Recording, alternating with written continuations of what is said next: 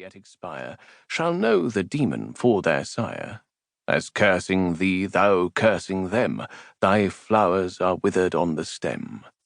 But one that for thy crime must fall, the youngest, best beloved of all, shall bless thee with a father's name.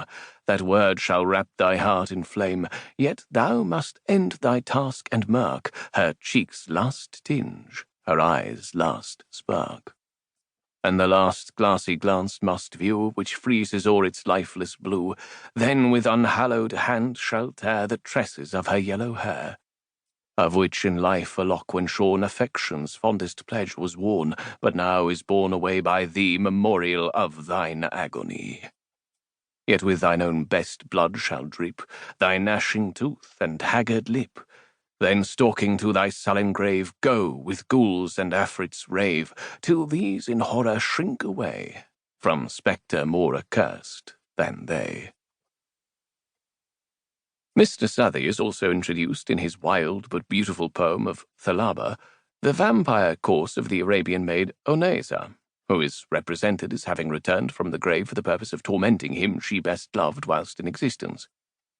But this cannot be supposed to have resulted from the sinfulness of her life, she being portrayed throughout the whole of the tale as a complete type of purity and innocence. The voracious Tournefort gives a long account in his travels of several astonishing cases of vampirism, to which he pretends to have been an eyewitness.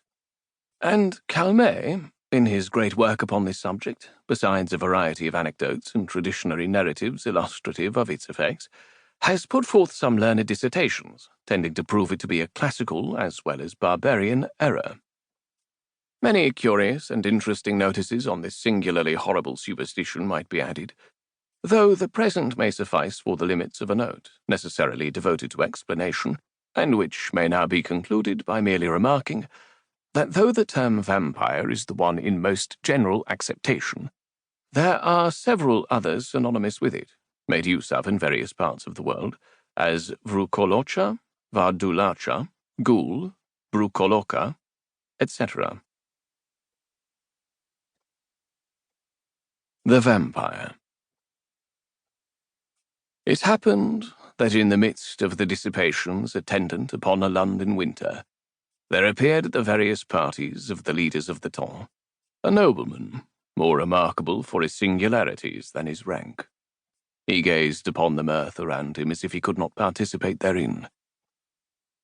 Apparently the light laughter of the fair only attracted his attention that he might by look quell it, and throw fear into those breasts where thoughtlessness reigned.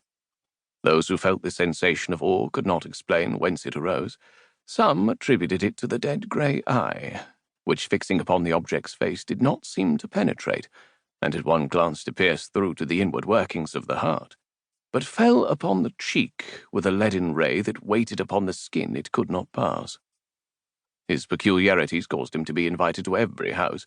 All wished to see him, and those who had been accustomed to violent excitement, and now felt the weight of ennui, were pleased at having something in their presence capable of engaging their attention. In spite of the deadly hue of his face, which never gained a warmer tint, either from the blush of modesty or from the strong emotion of passion, though its form and outline were beautiful, many of the female hunters after notoriety attempted to win his attentions, and gain at least some marks of what they might term affection.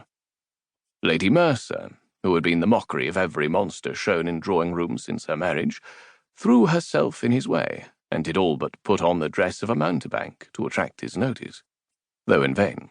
When she stood before him, though his eyes were apparently fixed upon hers, still it seemed as if they were unperceived. Even her unappalled impudence was baffled, and she left the field. But though the common adulteress could not influence even the guidance of his eyes, it was not that the female sex was indifferent to him.